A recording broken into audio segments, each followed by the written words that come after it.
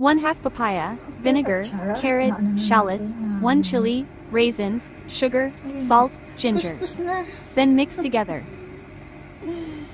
Punit-pinit sa inyo. Ayan po.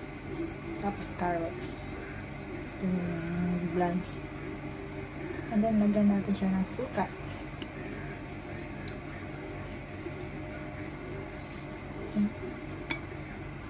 Yan, may suka na yan.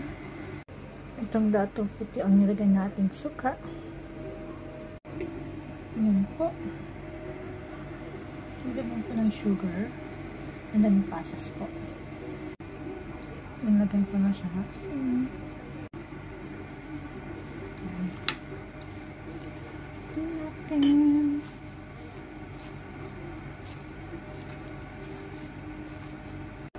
Nilagay ko na lahat yung onion, yung shallot. Gusto ko kasi yung maliliit lang. Nilalagay dito. Siguro by tomorrow na to, okay na to. Yan, kulang yung natin.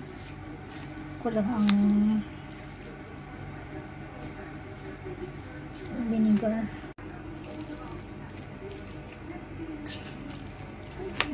Parang kulang lang ang suka.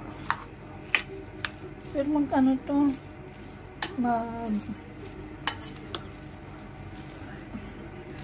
sasabaw rin yan. Yung mga kaibigan, medyo na siya, may kasabaw siya, kaya lang siya,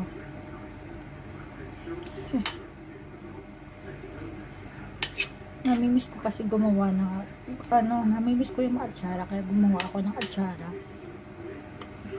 Tapos may nakita ko kanina sa fusion ng papaya, medyo green pa siya, kaya sabi ko bibili ako, kaya yan. Diba? Manghanghang ko ng konti kasi may mga sili. Yan. Thank you po, kain po tayo. Bukas okay na to. Pumunta hanggang bukas. Sige po, babay po muna. Ito na ang day 2 ng ating atsara. Kain po tayo, tikman natin ha. Yummy. Tignan na siya.